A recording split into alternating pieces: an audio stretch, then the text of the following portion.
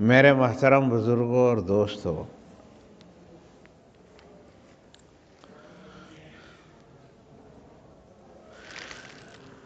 انسان کو جس طرح اس کے جسم میں بیماریاں لگ جاتی ہیں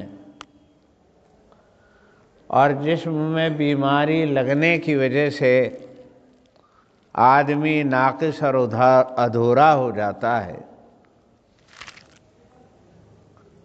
اسی طرح انسان کی روح کو بھی بیماریاں لگتی ہیں۔ اچھا خاصا آدمی جب اس پہ فالج پڑ جاتا ہے تو ادھورا ہو جاتا ہے۔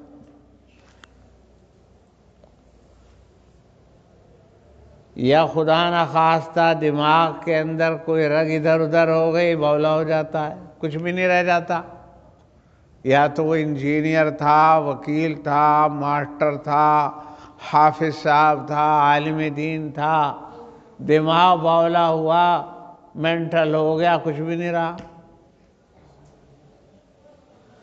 آدمی چلتے چلتے کہیں گر گیا، دماغ میں چوٹ آئی، یادداشت جاتی رہی، کچھ بھی نہیں رہا۔ تو آدمی کے جسم کو روگ لگ جاتے ہیں، اور جب جسم کو روگ لگ جاتے ہیں تو جسم ناکارہ اور بیکار ہو جاتا ہے، ناکارہ اور بیکار ہو جاتا ہے، آدمی کسی کام کا نہیں رہتا۔ اچھا خاصا جوان آدمی، طاقتور آدمی، وزن اٹھانے والا آدمی، سب کا اٹھا رہا ہے، روز کام کر رہا ہے، بس ایک مرتبہ جھٹکا لگا اور ڈی سلپ ہو گئی، کمر کی ڈی سلپ ہو گئی، اب نہ جھکا جا، نہ بیٹھا جا، نہ پخانا نہ پیشاب ڈھنگ سے ہو، بس پریشان حال۔ اب کمانے کے تو لائق کیا رہتا، جو پہلا رکھا ہوا ہے نا وہ بھی ڈاکٹروں کی نظر ہو جا۔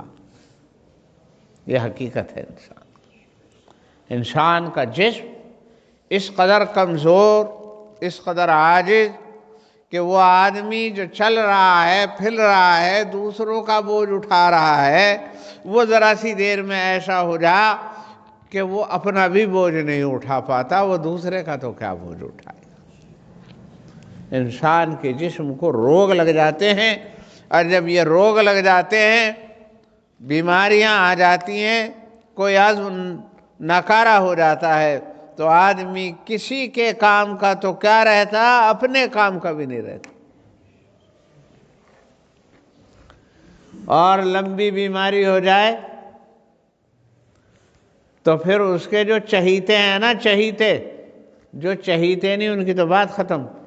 اگر نالائق اولاد ہے یا نالائق بیوی ہے، اس کی تو بات ہی کچھ نہیں۔ جو لائق بڑے بیٹے بھی ہیں، جو اس کی دیکھ بھال بھی کر رہے ہیں، جو اس کی لائق بیوی ہے یا بیوی کا لائق شوہر ہے، جو اس کی خدمت بھی کر رہا ہے، لیکن ایک دن اکتا کہ وہ بھی یوں کہنے لگے کہ بس اب اللہ میاں انہیں خیریت کے ساتھ اٹھا لے، خیریت کے ساتھ وہ بھی یوں کہنے لگے۔ یہ انسان کی طاقت ہے، یہ انسان کا جسم ہے، یہ خدا کے فضل سے چل رہا ہے، چل رہا۔ جب خدا کا فضل ہے تو چل رہا، اور جب خدا کا فضل روٹھ جاتا ہے تو پھر یہ انسان یا تو ایسا تھا کہ دوسروں کے خرچے برداشت کرتا تھا، اور یا یہ اپنا بھی نہیں کچھ کر پاتا، اپنا بھی بوجھ نہیں اٹھا پاتا۔ یہ تو خیر انسان کے جسم کے روگ ہیں۔ انسان کے جسم کو جب روگ لگتا ہے تو انسان جو ہے وہ دنیا کے کام کا نہیں رہتا۔ جس طرح انسان کے جسم کو روگ لگتے ہیں، اسی طرح انسان کے اخلاق کو اور روح کو بھی روگ لگتے ہیں، روح کو بھی روگ۔ اور روح کے روگوں کی وجہ سے بھی آدمی نہیں رہتا۔ وہ روگ کون سے ہیں؟ انسان کے اندر رحم کی بجائے ظلم پیدا ہو جائے، روح کو کون سا روگ لگتا ہے؟ اسے فالج نہیں پڑتا۔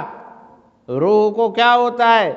اللہ نے اسے انسان بنایا تھا، انسانیت ہونی چاہیے تھی، یہ رحم کرنے والا بننا تھا اسے، لیکن یہ کیا بن گیا؟ ظالم بن گیا۔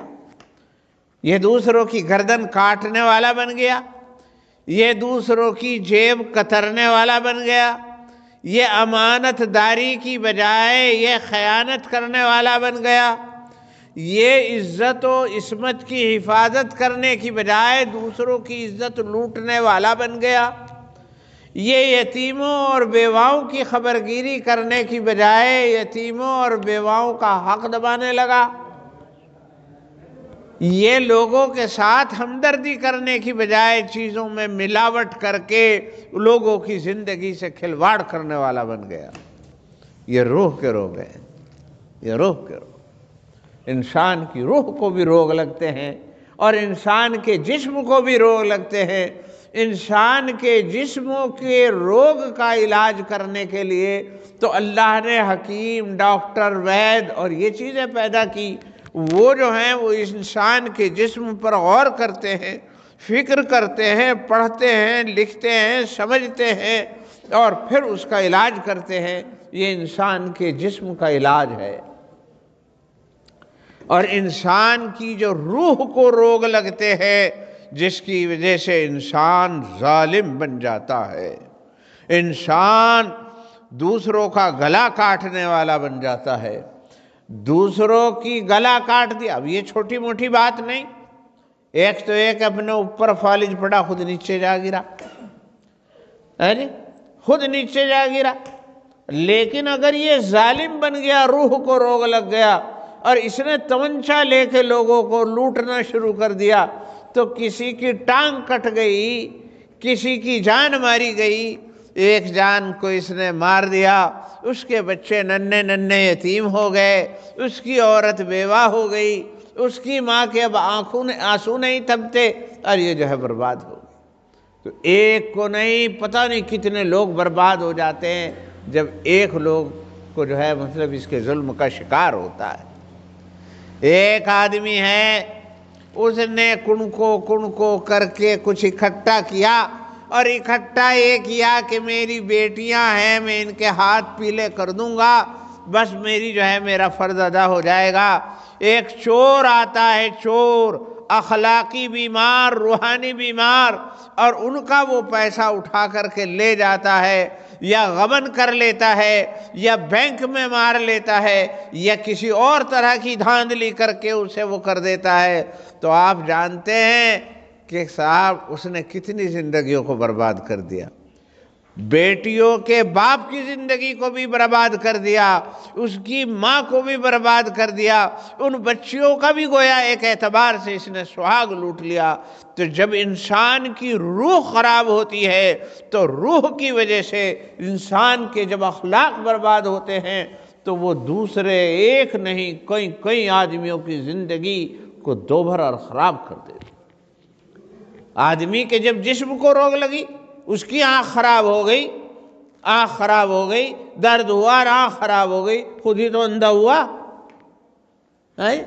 کسی کا جو ہے وہ گردے خراب ہو گئے تو خود ہی تو ڈائلیسس پہ پہنچے گا۔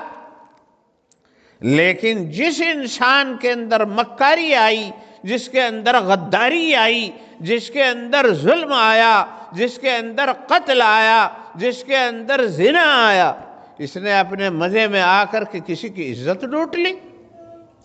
تو یہ تو معمولی بات سمجھ رہا ہے، لوٹ لی، بات لیک ہو گئی، لڑکی کی عزت خراب ہو گئی، ماں باپ کے اب رشتے نہیں ملتے، جو کوئی آوے وہ بھاگ جا، جو کوئی جمے تو اسے لوگ نہیں جمنے دیتے۔ اب وہ رکھے تو کس طرح رکھے اور کہیں بھیجے تو کس طرح بھیجے؟ وہ نہ جینے کا رہا نہ مرنے کا رہا، اس نے اپنے مزے میں دوسرے کی مطلب یہ کہ عزت کو برباد کر دیا۔ ویسے اللہ میاں پردہ رکھو جائے تو رکھو جائے، لیکن اس نے اگر یہی بات پردہ فاش ہو جائے تو بات کہاں سے کہاں تک پہنچ جاتی۔ تو انسان کے میں یہ بتا رہا ہوں کہ انسان کے جسم کو جو روگ لگتے ہیں تو ان کا خمیازہ تو خود مریض بھگتتا ہے، اور انسان کی روح کو جو لوگ لگتے ہیں، جس کی وجہ سے انسان کے اندر خرابیاں آتی ہیں، بد اخلاقیاں آتی ہیں، ظلم آتا ہے، ناانصافی آتی ہے، دوسروں کا مال لوٹنا آتا ہے، دوسروں کی زمین ہڑپ کرتا ہے، دوسروں کے جیب کتر لیتا ہے، دوسروں کی عزت کو خراب کر دیتا ہے، اس کی وجہ سے خود اس کو تو ہوگا ہی جو کچھ ہوگا یا نہیں ہوگا، لیکن دوسروں کی دنیا بگڑ جاتی ہے۔ تو پتہ چلا کہ روح کی بیماریاں جسم کی بیماریوں سے بھی زیادہ خطرناک، روح کی بیماریاں، اخلاق کی بیماریاں وہ جسم کی بیماریوں سے بھی خطرناک ہیں، ان سے بہت خطرناک نتائج نکلتے ہیں۔ اس لیے اللہ رب العزت نے اس کام کے لیے انبیاء علیہم السلام کو اس دنیا میں بھیجا۔ حکمت ڈاکٹری اس کی بنیاد تو تجربے پہ رکھی، ریسرچ پر رکھی۔ انسان خود بھی تجربہ کر کر کے سمجھ لیتا ہے یہ اس کے لیے فائدہ ہے، یہ اس کے لیے فائدہ۔ حکیموں نے بھی جڑی بوٹیوں پر تجربے کیے، ڈاکٹر لوگ بھی کیمسٹری وغیرہ کے ذریعے سے، اور پتہ نہیں کیا طریقے ہوتے ہوں گے، ان کے ذریعے سے تجربے پر بنیاد ہے، تجربے پر بنیاد ہے۔ تجربے کی بنیاد پر وہ نئے نئے علم اور نئی نئی دوائیں کھوجتے ہیں اور مرض کا پتہ لگاتے ہیں، اس کی باریکیوں کو سمجھتے ہیں اور پھر اس کا علاج کرتے ہیں۔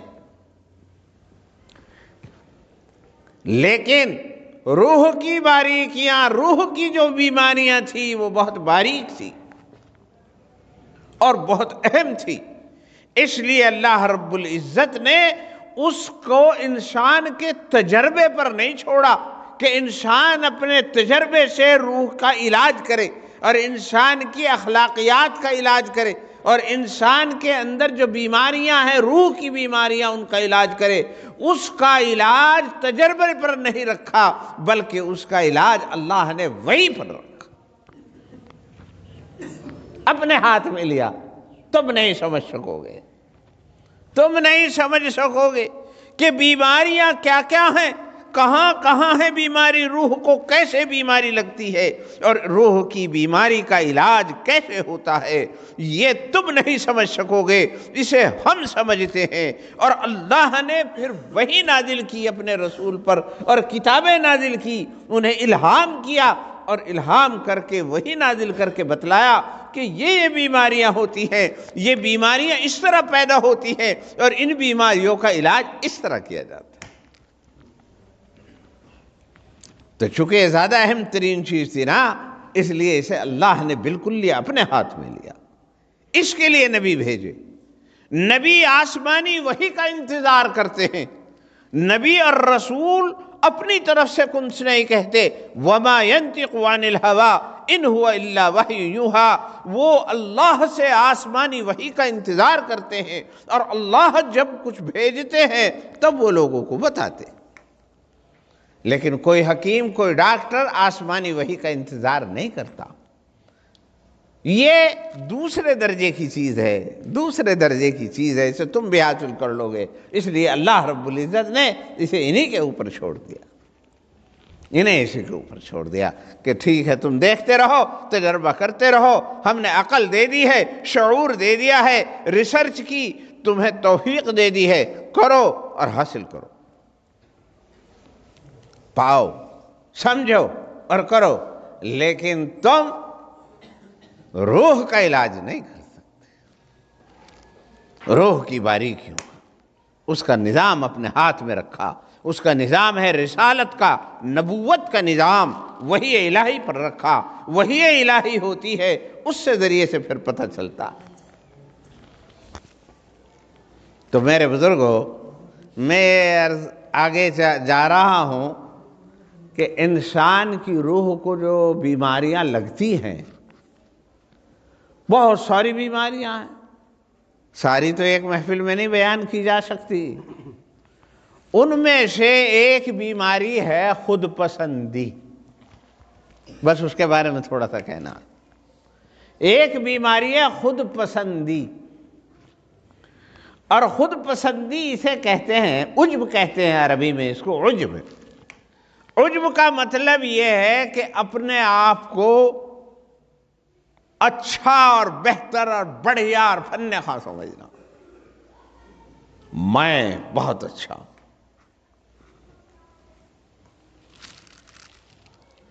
میری سوچ بہت اچھی ہے، سب ویسے ہی میری سوچ بڑے، سب جاہل ہیں، میں پڑھا لکھا قابل آدمی، میری اولاد بہت شاندار ہے، اور دوسرے تو بس یوں ہی، کیا انہیں پتا اولاد کا. یہ انسان کو بہت دور تک لے جاتی ہے عادت. میرا مکان ایسا ہے، میں نے لونڈے کی شادی ایسی کی ہے، ایسی کسی نے نہیں کی برادری میں، مکان میرا ایسا. ہر چیز میں خود پسندی، اپنے کو پسند کرنا، اپنی رائے کو بہت بڑھیا سمجھنا، اپنے خیالات کو بہت بڑھیا سمجھنا، اپنے علم کو بہت بڑا سمجھنا، اور دوسروں کو اس کے سامنے حقیر سمجھنا، اسے خود پسندی کہتے ہیں اردو میں، اور عربی میں اسے عجب کہتے ہیں. یہ ایک بیماری ہے، یہ خطرناک بیماری. اور یہیں سے پھر کیا پیدا ہو جاتا ہے؟ یہیں سے پھر تکبر پیدا ہو جاتا ہے. ایک تو پسندی کرنے کی حد تک تھی، اور ایک یہ کہ نہیں میں ہوں ہی بہت بڑا، میری رائے ہے ہی بہت شاندار، میری اولاد ہے ہی بے مثال، میرے کارنامے ہیں ہی اتنے اچھے، میں بہت بڑا ہوں، میں بہت بڑا ہوں، میری رائے بڑی ہے، میرے اخلاق اچھے ہیں، میری تہذیب، میرا تمدن بہت اچھا ہے. اور جب میں بڑھیا ہوں تو اس میں ظاہر بات ہے کہ جب میں بڑھیا ہوں، سب سے بڑھیا ہوں، تو دوسرا اس کے مقابلے میں اس درجے کا نہیں، وہ گھٹیا. چونکہ اگر بڑھیا کے مقابلے میں تو بڑھیا نہیں ہوتا، وہ تو یہ ہے بڑھیا تو جب بنے گا جب دوسرا اس کے مقابلے میں کوئی چھوٹا ہوگا، جبھی تو بڑا ہوگا.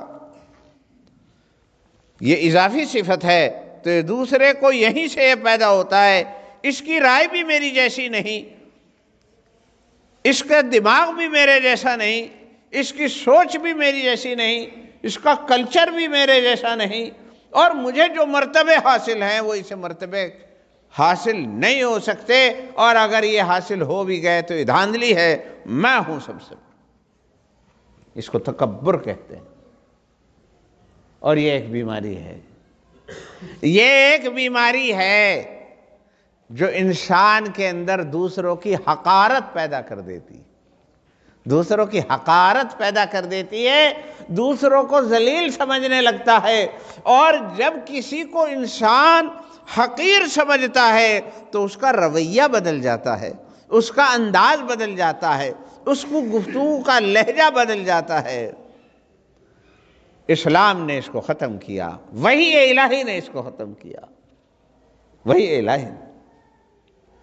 ورنہ کیا تھا ہمارے ہندوستان کے اندر، اور ہندوستان کو چھوڑیے ساری دنیا میں، مصر کے جو فرعونہ ہوتے تھے، فرعون ہوتے تھے، ہزاروں سال ان کی حکومت رہی. حکومت کرتے کرتے ان کے دماغوں میں یہ آ گیا کہ ہم سورج دیوتا کی اولاد ہیں، سورج کی اولاد ہیں، اور سورج کا سارے عالم پر اس زمانے کے وہ یوں سوچتے تھے سب سے بڑا وہ ہے، اور ہمارے اس سولر سسٹم کا اس کا جو ہے وہ سب سے بڑا وہ جو ہے سیارہ ہے، اور اسی کی حکومت ہے، لہذا نیچے ہم ہیں، اوپر جو ہے وہ سورج ہے، سورج کی اولاد. ہم ہی عبادت کے لائق ہیں، ہم ہی بادشاہت کے لائق ہیں، چاہے وہ دوسرا ہماری جیسی آنکھ رکھتا ہو، ہم سے بھی زیادہ اچھا سمجھ رکھتا ہو، لیکن وہ کچھ نہیں، چونکہ ہم سپیریئر ہیں اور وہ ہمارے مقابلے میں حقیر اور ذلیل ہے. اس لیے انہیں چاہیے وہ ہماری عبادت کریں، اور ہمیں چاہیے کہ ہم اپنے آپ کو مطلب یہ کہ وہ جو ہے خدا بنا کر اور بڑا بنا کر ان کے سامنے متکبرانہ پیش کریں. اور یہ مصر میں ہی نہیں تھا، ہمارے ہندوستان میں بھی تھا. چنانچہ رام جی کو کیا کہا جاتا ہے؟ سوریہ ونشی۔ سوریہ ونشی، سوریہ ونشی کا کیا مطلب ہے؟ سورج کی اولاد۔ اور وہ جو تھے کرشن جی، انہیں کہا جاتا ہے کہ چندر ونشی خاندان ہے، چندر ونشی یعنی چاند کی اولاد ہے۔ تو یہ چندر ونشی اور سوریہ ونشی، اب یہ شودر اور وہ جو ہیں یہ کہاں گئے؟ یہ تو کچھ بھی نہیں بیچارے۔ تو حق حکومت کرنے کا ہمیں انہیں کہا، ان کا کام تو یہ صفائی کریں، چمڑا کھینچے، پاخانہ اور پیشاب کا انتظام کریں، یہ تو وہاں ہیں۔ انہیں جینے کا بھی کوئی حق نہیں، انہیں پڑھنے کا بھی کوئی حق نہیں، انہیں کرسی کا بھی کوئی حق نہیں، انہیں انسانیت کے برابر میں آنے کا کوئی حق نہیں۔ یہ تو ملیچ ہیں، نیچے ہیں، کمزور ہیں، دلت ہیں، نیچے رہیں۔ تو یہ تکبر ایک معمولی سی چیز نہیں، تکبر بہت خطرناک بیماری ہے۔ اسی تکبر کی بنیاد پر فرعون ہوئے، اسی تکبر کی بنیاد پر نمرود بنا، اسی تکبر کی بنیاد پر یہاں ہندوستان کے اندر وہ جو ہے وہ نظام قائم ہوا جسے منو نظام کہتے ہیں، منووادی نظام کہتے ہیں، کہ صاحب انسان کی تقسیم کر دی گئی۔ ایک انسان وہ ہے جو بہت سپیریئر ہے، خدا کے مستق سے، بھگوان کے مستق سے پیدا ہوا، دماغ سے پیدا ہوا، اسے ہی حکومت کرنے کا حق ہے، اور کسی کو حکومت کرنے کا حق نہیں، چاہے وہ کتنا ہی قابل اور ذی استعداد کیوں نہ ہو، چاہے وہ کتنا ہی دماغ دار کیوں نہ ہو، چاہے کتنا ہی وہ طاقتور کیوں نہ ہو۔ اور ایک وہ ہیں جو خدا کے سینے سے، ایشور کے سینے سے اور بازوؤں سے پیدا ہوا، وہ کون ہیں؟ وہ کھتری۔ اور ایک وہ ہیں جو مطلب یہ کہ ناف سے اور پیٹ سے پیدا ہوا، وہ کون ہیں؟ وہ یہ شودر ہیں، مطلب بنیے ویش وغیرہ۔ اور ایک وہ ہیں جو شرمگاہ سے نجاست کے مقام سے پیدا ہوئے، وہ کون ہیں؟ وہ ہیں جو مطلب یہ کہ بیچارے چمار اور بھنگی وغیرہ، یہ لوگ ہیں۔ ان کا کام ہے صفائی کرنا۔ یہ ہے منو کا ایک نظام۔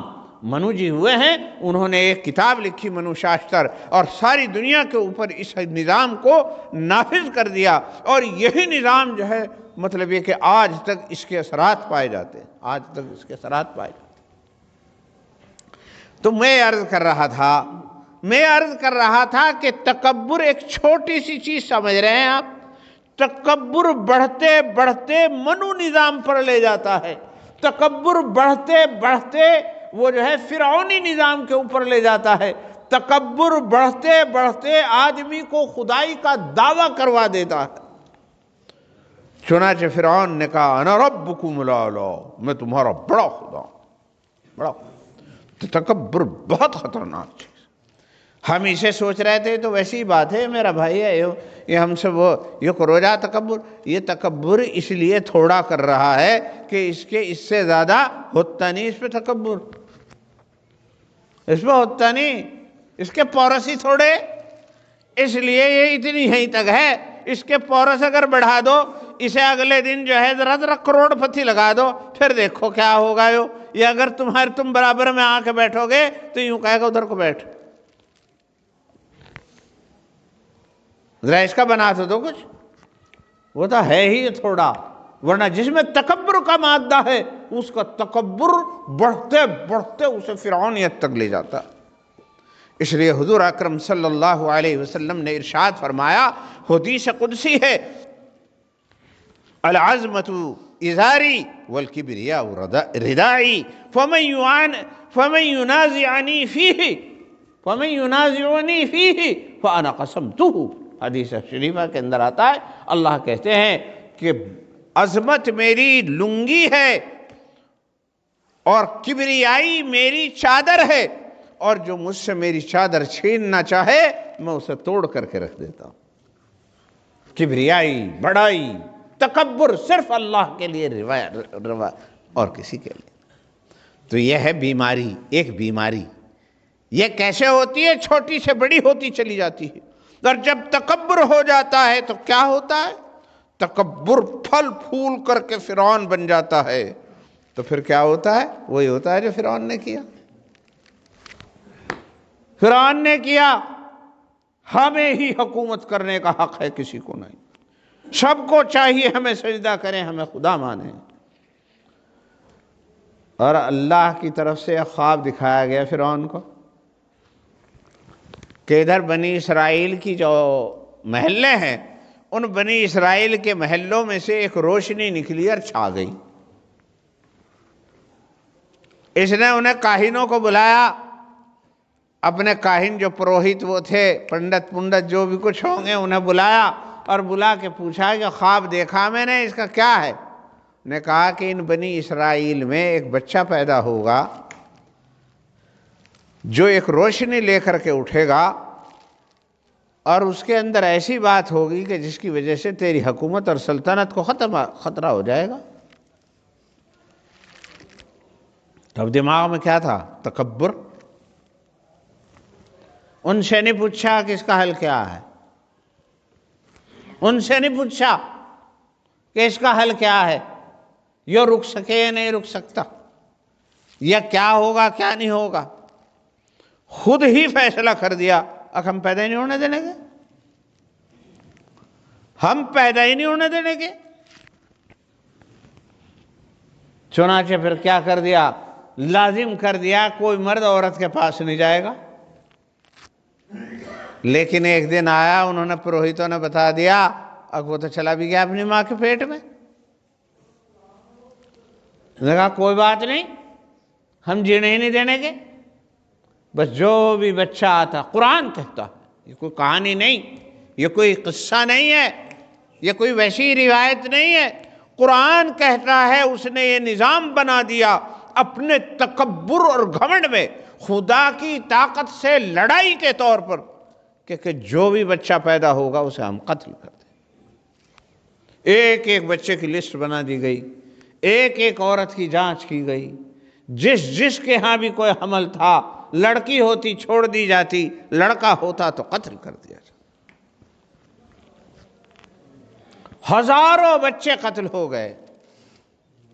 یہ خدا کے نظام سے مطلب یہ کہ لڑائی تھی۔ کیوں تھی یہ؟ وہ تکبر پنپتے پنپتے وہ اتنا ہو گیا تھا، اس کے ہاتھ میں اتنی پاور تھی کہ یہ لوگوں کے اوپر ایسا نظام قائم کر سکے کہ ان کے بچوں کو مار دے، تو اس لیے اس نے یہ نظام نافذ کر دیا۔ لیکن خدا تو بہت بڑے ہیں، خدا تو بہت بڑے ہیں، وہ اپنے اس کو جانتے ہیں کہ ہمیں کیسے کرنا ہے۔ اس کے گھر میں ہی ایک لڑکی تھی اور اسے کوئی مرگی ورگی سی یا کوئی بیماری بڑی خطرناک تھی، سارے لوگ اس کے علاج سے عاجز آ چکے تھے، کوئی اس کا علاج نہیں کر پاتا تھا، مگر وہ ٹھیک ہی نہیں ہوتی۔ پھر انہوں نے کاہنوں نے ہی بتایا کہ اس کا علاج ہوگا، ٹھیک ہوگی یہ، مگر یہ ہوگا ایسے کہ اتنے دنوں بعد فلاں سن میں، فلاں دن میں، فلاں وقت دریائے نیل میں ایک تابوت نظر آئے گا، اس تابوت میں ایک بچہ ہوگا، اس بچے کے لعاب دہن سے، تھوک سے ٹھیک ہو جائے گی۔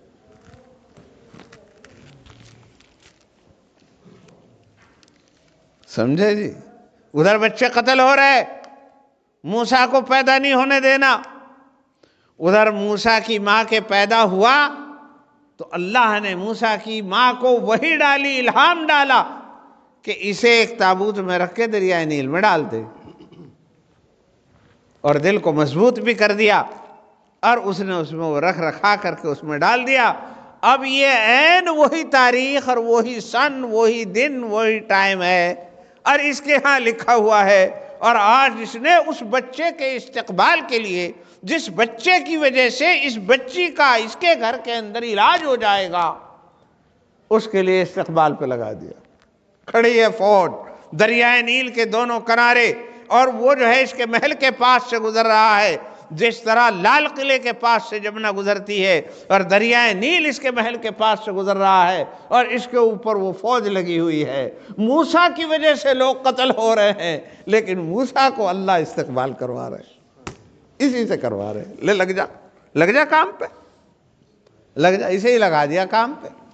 اب یہ جو ہے اس کا استقبال ہو رہا ہے، اسے اٹھایا گیا اور اٹھا کر کے اس کا لعاب دہن لگایا گیا، تو صاحب مطلب یہ کہ وہ بچی ٹھیک ہو گئی، وہ لڑکی ٹھیک ہو گئی۔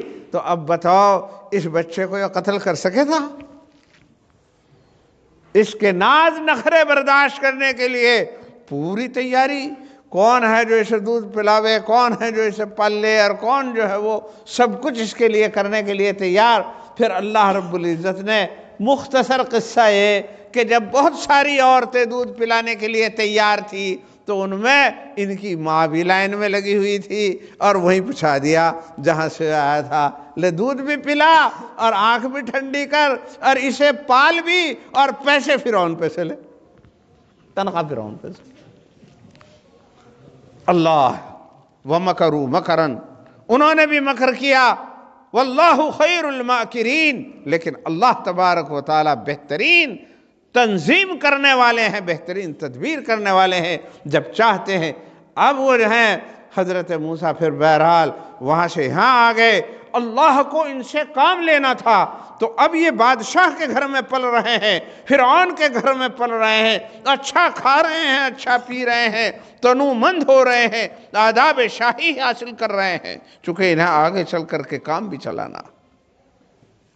یہ اللہ کا نظام ہے، یہ اس کے تکبر کا نتیجہ تھا کہ تکبر کی وجہ سے یہ ٹکرا رہا ہے خدا سے، اور یوں پتہ نہیں کہ تو اس تکبر کے چکر میں آ کر اپنے پیروں پر کلہڑی مار رہا ہے، جو تجھے برباد کرنے والا ہے اسے گھر میں پال رہا ہے۔ اور حضرت موسیٰ ہی وہ ہوئے جن کی وجہ سے یہ غرقاب ہوا۔ بات تو بہت لمبی اور بہت قصہ بہت لمبا ہے، میرے کہنے کا مطلب یہ ہے تکبر آدمی کے غرور اور تکبر آدمی کی عقل اور فراست کو کھا لیتا ہے، دیمک کی طرح چاٹ لیتا ہے، اور اس کو یہ بھی سمجھ میں نہیں آتا کہ بچنے کی کیا تدبیر ہوگی اور بچنے کا کیا طریقہ ہوگا، اسے یہ بھی سمجھ میں نہیں آتا، وہ کسی سے پوچھنا بھی پسند نہیں کرتا، اور پھر مطلب یہ کہ الٹے سیدھے حرکتیں کر کے ورنہ ہو سکتا ہے کہ کوئی سے یہ تدبیر بتاتا، چنانچہ بتائی بھی۔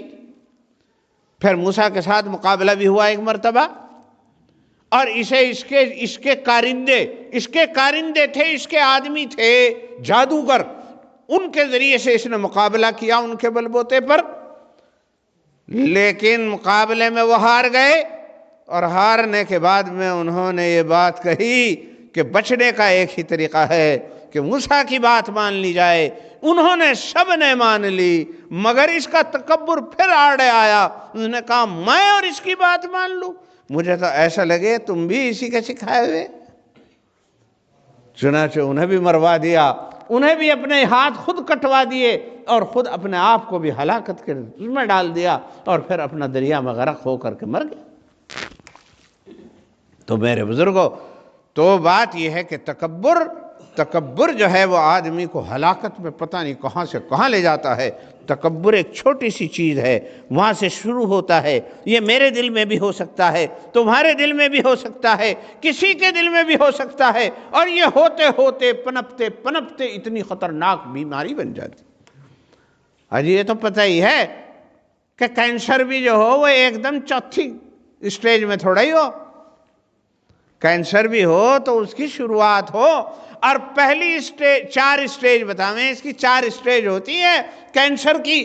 اگر پہلی اسٹیج پر اور دوسری اسٹیج پہ پتہ ہو جائے تو علاج ہو جاتا ہے، لیکن تیسری میں اور چوتھی میں جا کر کے پھر علاج نہیں ہوتا، پھر معاملہ خراب ہو جاتا ہے۔ تو میرے بزرگوں، روح جسم کو جب کینسر لگتا ہے، کوئی بیماری ہوتی ہے، تو اس کی بھی اسٹیج ہے، یہاں تک علاج ہو سکتا ہے، آگے علاج نہیں ہو سکتا۔ روح بھی بڑھتے بڑھتے، روح کی بیماری اور روح کا کینسر تکبر، یہ بھی بڑھتے بڑھتے بہت دور تک پہنچ جاتا ہے۔ لیکن ایک چیز ضرور ہے کہ اللہ بڑے رحمان و رحیم ہے، انہوں نے یہ کہیں تک بھی پہنچ جائے کینسر، اللہ تعالیٰ وہیں سے علاج کر دیتے ہیں، اور توبہ اور استغفار ایسی چیز ہے کہ اللہ اس کی وجہ سے اسے معاف کر۔ تو نبی آتے ہیں علاج کرنے کے لیے، نبی بتاتے ہیں۔ تو ساری بڑی بیماریوں میں سے ایک بڑی بیماری کا میں نے آپ کے سامنے ذکر کیا، وہ عجب اور تکبر ہے، اور اس کے مقابلے میں کیا ہے؟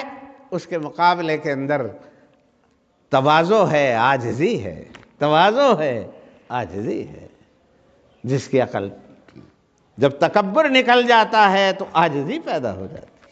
وہ سب کے ساتھ برابر ہی نہیں بلکہ اپنے کو نیچا بنا لیتا ہے. وہ اپنے کو نیچا سمجھتا ہے، وہ سب کو سراہنا دیتا ہے، وہ کھڑے ہو کر دوسروں کو کرسی پیش کرتا ہے، وہ دوسروں کے لیے سلام کرتا ہے. اس کی امیدوار نہیں لوگ مجھے سلام کریں، بلکہ اس کا امیدوار ہوتا ہے کہ میں لوگوں کو سلام میں پہل کروں.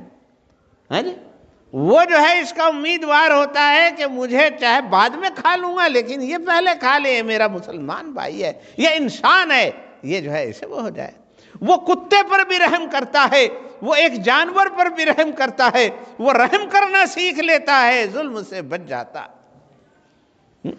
جب انسان کے اندر تکبر ختم ہو جاتا ہے، اپنی حقیقت کو پہچان لیتا ہے، تو انسان کے اندر بجائے متکبر ہونے کے عبدیت پیدا ہوتی ہے، عاجزی پیدا ہوتی ہے، انکساری پیدا ہوتی ہے. وہ جھک کر چلنے لگتا ہے، اکڑ ختم ہو جاتی ہے.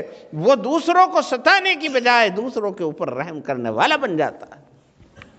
تو میرے بزرگوں، ایک تکبر ہے، یہ بیماری ہے، اور تواضع ہے، ایک اچھی صفت ہے. یہ اچھی صفت پیدا کیسے ہو اور تکبر ختم کیسے ہو، یہ سوال پیدا ہوگا. یہ تو پتہ چل گیا کہ تکبر ایک بیماری ہے. یہ تو پتہ چل گیا تکبر ایک بیماری ہے، اور بڑی خطرناک بیماری ہے. اور اس بیماری کا علاج ڈاکٹر کے پاس نہیں ہے. کینسر کا علاج تو ہو سکتا ہے، لیکن اس کا علاج اللہ نے نبیوں کے پاس بھیجا ہے. اس کا علاج اللہ نے نبیوں کے پاس بھیجا. نبی بتائیں گے کیسا ہے اس کا علاج. تو قرآن کی ایک آیت ہے، فَلْيَنظُرِ الْإِنسَانُ مِمَّ خُلِقَ خُلِقَ مِن مَّاءٍ دَافِقٍ يَخْرُجُ مِن بَيْنِ الصُّلْبِ وَالتَّرَائِبِ إِنَّهُ عَلَىٰ رَجْعِهِ لَقَادِرٌ يَوْمَ تُبْلَى السَّرَائِرُ فَمَا لَهُ مِن قُوَّةٍ وَلَا نَاصِرٍ. آدمی کو چاہیے کہ غور و فکر کا راستہ اختیار کرے. یہ بے سوچا سمجھا سانڈ نہیں ہے، بیل چلا جا رہا ہے. نہیں یوں سوچنا ہے کدھر کو جانا چاہیے کدھر کو نہیں جانا چاہیے. سوچنے سمجھنے کی عادت ڈال، غور اور فکر کر. جب غور اور فکر کرے گا تجھے اپنی حقیقت نظر آ جائے گی. تو تکبر کے لائق ہے یا عاجزی کرنے کے لائق ہے. سب سے پہلے یہ کہا گیا فَلْيَنظُرِ الْإِنسَانُ مِمَّ خُلِقَ. انسان کو چاہیے کہ غور کرے کہ تو پیدا کہاں سے ہوا ہے، تیری ابتدا کیا ہے، کہاں سے چلا ہے تو. خُلِقَ مِن مَّاءٍ دَافِقٍ. یوں سمجھ لو اس کا ترجمہ، تو ایک ناپاک قطرے سے پیدا ہوا. تو ایک ناپاک قطرے سے پہلے پیدا ہوا، یہاں سے تیری ابتدا ہے. اب چاہے تو وکیل ہو، ایم ایل اے ہو، ایم پی ہو، بادشاہ ہو، وزیر ہو، کروڑ پتی ہو یا کچھ ہو، لیکن تیری اور اس دوسرے آدمی کی حقیقت یہ ہے تو بھی پیشاب کا ایک ناپاک قطرہ اور یہ بھی پیشاب کا ایک ناپاک قطرہ. جو پیشاب کا ایک ناپاک قطرہ ہو، جسے آدمی جس کا ذکر کرنا بھی پسند نہ کرتا ہو. اپنی بیٹی ہے، اپنا بیٹا ہے، اپنے گھر میں بہو ہے، اور اس کے کپڑے ناپاک ہو جائیں انہیں دکھانا بھی پسند نہیں کرتا، بتانا بھی پسند نہیں کرتا. موقع لگے تو خود ہی مطلب یہ کہ دھو دیتا ہے، اور اگر موقع نہیں لگتا تو پھر بھی اسے لپیٹ سپیٹ کے ایک طرف کو رکھ دیتا ہے، اس کا ذکر نہیں کرتا. اتنے ناپاک قطرے سے تو پیدا ہوا، تجھے تکبر، تیرے لیے تکبر روا ہے. اور پھر ہو گیا، اور ہونے کے بعد میں تجھے علم پر گھمنڈ ہے. تیرے علم کا عالم یہ ہے کہ ایک ذرا سی دیوار میں یوں لگا اور یادداشت جاتی رہی، جب تیرا بلا ہو گیا، یاد ہی نہیں رہا کچھ بھی. یہ تیرے علم کا حال ہے. جوانی پر گھمنڈ ہے، ڈینگو نے کاٹ لیا، پلیٹلیٹ بھی گھٹ گئے، اٹھا بھی نہیں جا رہا، گھٹنوں میں بھی درد ہے. یہ تیری جوانی کا عالم ہے. تیری جوانی کو ایک مچھر ڈھیر کر دیتا ہے، اور تیری یادداشت اور علم اور انجینئرنگ اور ڈاکٹری کو ایک جھٹکا خراب کر دیتا ہے۔ کاہے کا غرور ہے، کاہے کا تکبر؟ ابتدا بھی تیری ایسی، اور یہ جوانی بھی تیری ایسی، یہ طاقت بھی تیری ایسی، اور یہ علم بھی تیرا ایسا، اور انتہا یہ کہ ایک دن مر جاتا ہے، اور پھر سارے کہہ دیتے ہیں چاہنے والے، چاہے کتنا ہی بڑا نیتا ہو اور چاہے کتنا ہی بڑا وہ آدمی ہو، اسے سب کو قبرستان میں پہنچا دیتے ہیں جلدی سے جلدی، اور وہاں 2-3 دن کے اندر ہی ایسا ہو جاتا ہے کہ اگر اسے کھول کر کے دیکھو تو صاحب سب اپنے ناک بند کر لیں، اس میں کیڑے پڑ جاتے ہیں، سڑ جاتا ہے، 2-4 سال کے بعد وہاں ہڈیاں ملتی ہیں اور کچھ بھی نہیں ملتا۔ یہ تیری انتہا ہے، وہ تیری ابتدا ہے، یہ تیری انتہا۔ آنکھیں تیری ایک طرح سے درد سے خراب ہو جائیں، کان تیرے بیکار ہو جائیں، دل اور دماغ جو ہے ذرا سی چربی زیادہ کھا لے تو کولیسٹرول وہ جو ہے وہ بڑھ کر کے تیری جو ہے رگیں بند ہو جائیں، تو تیرا حال یہ ہے، تیرا حال ہے، تو کہے پر غرور کر رہا ہے؟ فَلْيَنْظُرِ الْإِنسَانُ مِمَّا خُلِقَ مِن مَّاءٍ دَافِقٍ يَخْرُجُ مِن بَيْنِ الصُّلْبِ وَالتَّرَائِبِ إِنَّهُ عَلَىٰ رَجْعِهِ لَقَادِرٌ۔ اور اس کو تکبر کو دور کرنے کا ایک علاج یہ بتایا گیا کہ یہ یاد رکھ کہ اللہ تبارک و تعالیٰ جس طرح تجھ کو ایک پانی کے قطرے سے، اور اس کے اندر بھی اس پانی کا قطرہ تو دیکھتا بھی ہے، اس کے اندر سکرانو ہوتے ہیں، اور وہ سکرانو اتنے باریک ہیں کہ بغیر خوردبین کے نظر بھی نہیں آ سکتے، ان سے تجھے پیدا کرتا ہے، تو وہ زمین کے اندر تجھے جو ذرے ذرے ہیں ان سے پھر اللہ تعالیٰ تمہیں دوبارہ پیدا کرے۔ انہو علی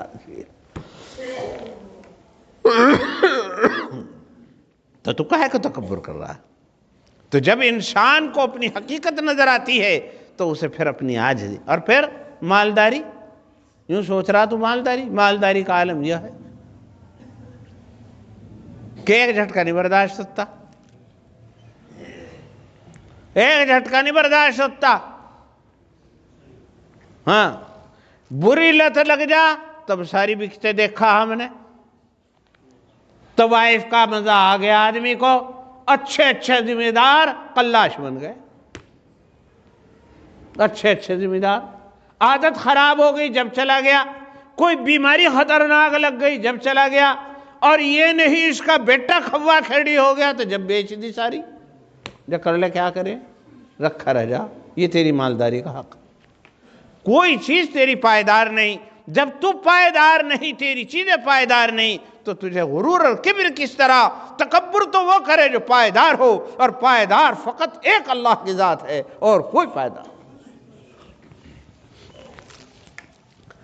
اسی لیے حضور نے فرمایا، بات کو میں اب ختم کرنا جا رہا ہوں، کہ اللہ نے فرمایا کہ ما عرفناک حق معرفتک، ما عبدناک حق عبادتک۔ اے اللہ، نہ تو ہم ایسا پہچان سکے تیری حقیقت کو جیسا کہ پہچاننے کا حق تھا، اور جب خدا کی خدائی کو نہیں پہچانا تو ہم نے اپنی بندگی کو بھی پوری طریقے سے نہیں پہچانا، اس لیے کہ جو اپنے آپ کو پہچان لیتا ہے وہ خدا کو پہچان لیتا ہے۔ اس لیے کہا گیا، عارفین نے کہا، من عرف نفسہ فقد عرف ربہ، جس نے اپنے آپ کو پہچان لیا اس نے خدا کو پہچان۔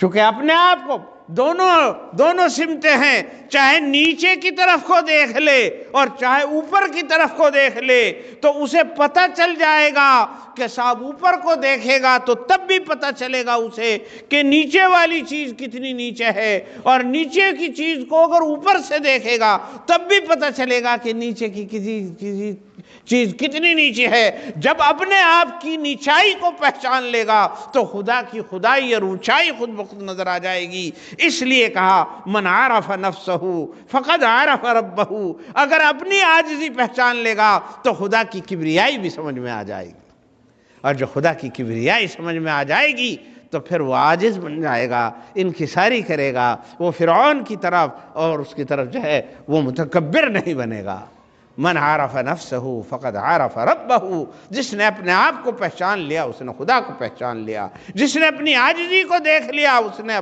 خدا کی کبریائی کو دیکھ لیا، اور جس نے خدا کی کبریائی کو دیکھ لیا اس نے اپنی عاجزی کو سمجھ لیا۔ خدا کی کبریائی دیکھنے کی وجہ سے، خدا کی معرفت حاصل ہونے کی وجہ سے انسان کے اندر عبدیت پیدا ہوتی ہے، انسان کے اندر عاجزی اور انکساری پیدا ہوتی ہے۔ یہ اس کا علاج ہے۔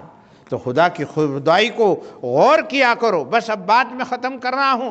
میرے پیاروں، میرے لاڈلو، اللہ کی کبریائی پر دیکھا کرو، اللہ کی کبریائی پر غور کیا کرو۔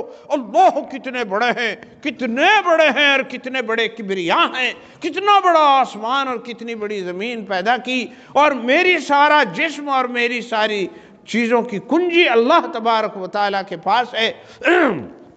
اور پھر اپنی عاجزی پر بھی غور کیا کرو۔ جب اپنی عاجزی پر غور کرو گے تو اپنی جو ہے کمزوری، اپنی کمزوریوں پر نظر کرو گے تو عاجزی پیدا ہوگی، اور جب عاجزی پیدا ہوگی تو اخلاق سنوریں گے، تکبر وہ ہوگا، عجب اور خود پسندی ختم ہوگی۔ جو کچھ تمہارے پاس نعمتیں ہیں اسے خدا کا شکر سمجھو گے۔ ہاں ہے، مجھے مال دیا ہے، اللہ کا شکر ہے، مگر اللہ کا دیا ہوا ہے، مجھے چاہیے کہ اس میں لوگوں کو خوش کروں۔ مجھے اگر حسن دیا ہے تو یہ اللہ کا انعام ہے، مجھے اگر علم دیا ہے تو یہ خدا کا فضل ہے، مجھے چاہیے کہ اپنے علم سے دوسروں کو فائدہ پہنچاؤں۔ مجھے اگر اللہ نے عزت دی ہے تو مجھے چاہیے کہ میں دوسروں کو بھی عزت دوں۔ یہ نہیں ہے کہ مجھے عزت ملی ہے تو میں دوسروں کو بے ذلیل کرنا شروع کر دوں۔ اگر مجھے اللہ نے قوت دی ہے تو مجھے چاہیے اپنی قوت سے دوسروں کو فائدہ پہنچاؤں۔ یہ نہیں ہے کہ اپنی طاقت سے میں ان لوگوں کو تکلیف پہنچانا شروع کر دوں۔ تو جب خدا کو پہچان کر اور اپنے آپ کو پہچان کر آپ خدا کی نعمتوں پر غور کریں گے تو شکر گزاری کی توفیق ہوگی۔ اللہ تبارک و تعالی ہمیں سب کو شکر گزاری کی توفیق عطا فرمائے اور ان تمام نعمتوں پر غور کرنے کی توفیق دے، تکبر کو ہمارے دل سے نکال دے، اس لیے کہ سارا فساد تکبر کی بنیاد۔ اپنی حقیقت کو غور کر کے، فکر کر کے اسے پہچاننا چاہیے۔ جو آدمی اپنی حقیقت کو یاد رکھتا ہے وہ تکبر نہیں کرتا، وہ تکبر نہیں کرتا، وہ بچا رہتا ہے۔ جب تکبر نہیں کرتا تو گھٹالا نہیں کرتا، جب تکبر نہیں کرتا تو رہپٹ نہیں مارتا، جب تکبر نہیں کرتا تو وہ کسی کی زمین نہیں دباتا، جب وہ تکبر نہیں کرتا تو کسی کے اوپر حکمرانی کی بات نہ کرتا۔ جس آدمی کو اپنی حقیقت یاد رہتی ہے اس میں عاجزی رہتی ہے، اور جب عاجزی رہتی ہے تو وہ سلامت رہتا ہے۔ رہپٹ مارنے والا خود بھی کسی دن رہپٹ کھا ہی لیتا ہے، اور جس نے مارا ہی نہیں وہ کیوں کھائے گا؟ بس ایک ذرا سا واقعہ سا یاد آ رہا ہے کہ ایک بہت بڑے بادشاہ ہوئے ہیں محمود غزنوی، بہت بڑے بادشاہ ہوئے ہیں محمود غزنوی۔ انہوں نے ہندوستان پر 17 یا 18 حملے کیے اور ہر مرتبہ کامیاب ہوئے۔ ان کا ایک غلام تھا، اس کا نام ایاز تھا۔ ایاز محمود کو بہت ہی سر چڑھ گئے تھے، یعنی ایاز کی بہت محبت کرتے تھے، اور کرتے اس لیے تھے کہ ہزاروں دفعے اسے آزمایا تھا اور ہر مرتبہ وہ آزمائش کی کسوٹی پر پورے اترے تھے۔ اب یہ دنیا کا قاعدہ ہے کہ جب کسی کو عزت ملتی ہے تو اس سے حسد کرنے والے پیدا ہو جاتے ہیں۔ انہوں نے کہا لے ہو۔ اب دوسرے جو بڑے بڑے وزیر تھے وہ فن خواں سمجھنے والے اپنے آپ کو، وہ جو ہیں وہ یوں سوچتے تھے کہ اسے شکل صورت کا بھی معمولی ہے، بھی پتہ نہیں ہے کہاں کا، اس کا کچھ پتہ بھی نہیں، اور بادشاہ نے اسے خام خواہ میں سر پہ رکھ رکھا، اتنی چاہت ہے اس کی، یہ ہے وہ ہے۔ یہ تو دیکھتے نہیں تھے کہ اس کے اندر ہنر کتنے ہیں، اس کے اندر لیاقت کتنی ہے، اس کے اندر اخلاق کی طاقت کتنی ہے، یہ تو دیکھتے نہیں تھے۔ چونکہ حسد یہ دیکھنے ہی نہیں دیتا، حسد تو یوں ہی دکھاوے، میرے جیسے تو کوئی ہے ہی نہیں، سورے کو ویسے ہی کر رکھا۔ تو ایک ذرا سا نقطہ مل جائے دشمن کو، بس اس نقطے کو لے کے کھڑا ہو جا۔ تو انہیں ایک دن پتہ چلا کہ یہ جو ہے محمود خزانے میں جا، شاہی خزانے میں جاوے، رات کو تڑک میں اور پتہ نہیں کیا کرے، اور چابی اس کے پاس، اور جا روز روز جاوے اور مطلب یہ گھسے اور پھر صبح پھر نکلے آوے تھوڑی دیر کے بعد۔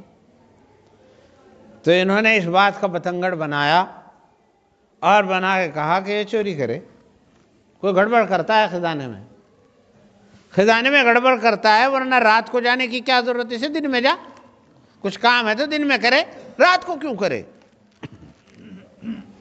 تو انہوں نے اتنی گھمائی اس بات کو، بادشاہ تک بات پہنچی کہ بادشاہ سلامت یہ رات کو جاتا ہے، یہ کچھ گڑبڑ کرتا ہے۔ اب بادشاہ، اب آدمی کا دل ہی تو ہوتا ہے، بڑا اعتماد تھا، بڑا بھروسہ تھا، لیکن پھر سوچا کہ بھئی بات کیا ہے، یہ دن میں کیوں نہیں جاتا، رات ہی کو کیوں جا، چلو دیکھ لیں پھر بھی۔ تو بادشاہ کے پاس بھی چابی تھی۔ بادشاہ جو ہیں وہ ایک جگہ کو چھپ کر کے کہیں کھڑے ہو گئے رات کی شروع میں۔ اب وقت مقررہ پر رات کے تڑک کے وقت میں ایاز آئے، انہوں نے اس کا وہ کھولا، خزانے کا گیٹ، مین گیٹ کھولا، پھر اندر گئے، وہاں جا کر کے پھر انہوں نے ایک صندوق کھولا، اس صندوق میں سے مطلب یہ کچھ نکالا اور اسے دیکھا داکھا اور اسے پہنا، اور پھر مطلب یہ کہ اسے نکال دیا اور نکال کر پھر اس میں رکھا۔ تو بادشاہ سلامت جو ہیں وہ پھر نکلے اور انہوں نے کہا کہ کیا کر رہے ہو یار؟ کچھ نہیں سرکار، کچھ نہیں، کچھ تو کر رہے تھے، آخر ایسا کیا کام ہے کہ تم کر رہے؟ اور یہ کیا ہے؟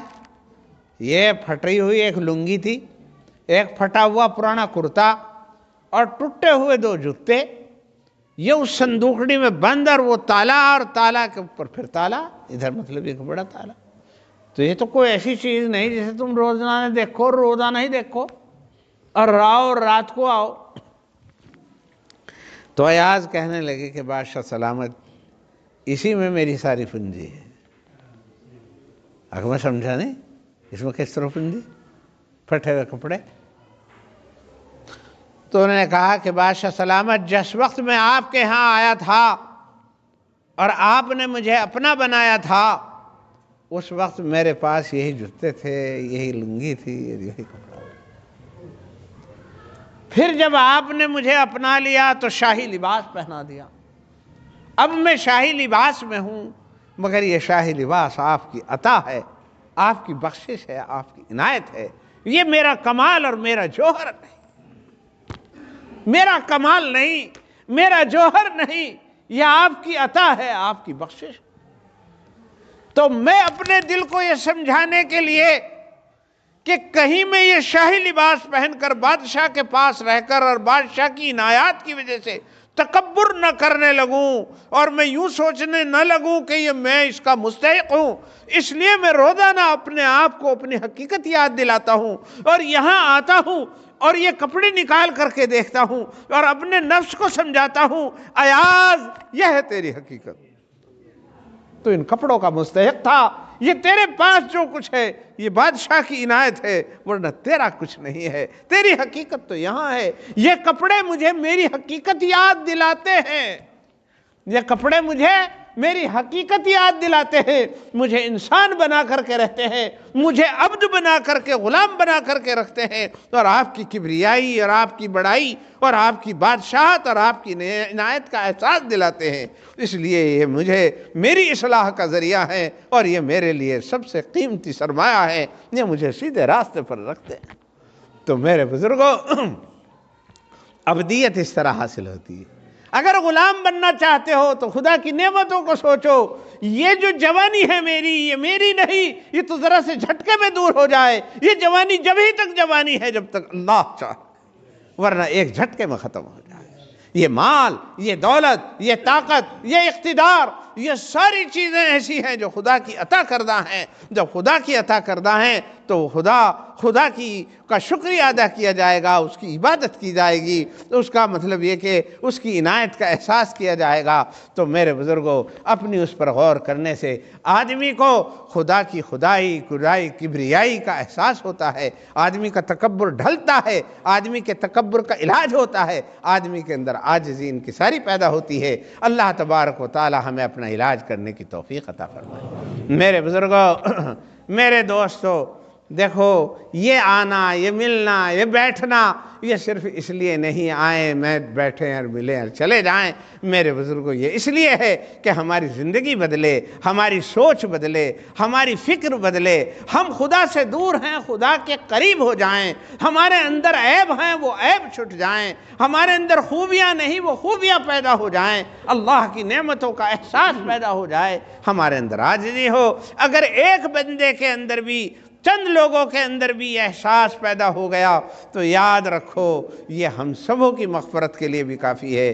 میرا ہمارا بیٹھنا اور مل بیٹھنا اور یہ بات چیت کرنا یہ میرے لیے بھی ذریعہ نجات ہوگا اور آپ کے لیے بھی ذریعہ نجات ہوگا۔ آپ کا احسان ہے اور آپ کا اللہ کا انعام ہے اللہ کا آپ پر کہ آپ اس سردی میں یہ سفر کر کے، اپنی سواریاں طے کر کے، اپنا پیٹرول خرچ کر کے یہاں اس سردی میں تشریف لائے اور سردی میں آپ دھند میں جائیں گے، لیکن یہ اللہ کی عنایت ہے۔ ویسے 100 سفر روزانہ ہر آدمی کر رہا ہے، 500 روپے حاصل کرنے کے لیے آدمی صبح سے شام تک سردی میں فیکٹریوں میں کام کر رہا ہے، کھیت میں کر رہا ہے۔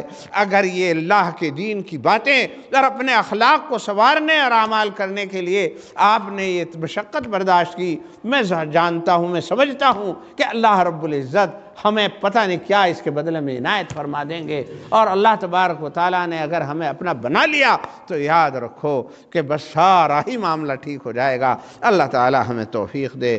وآخر دعوانا الحمدللہ۔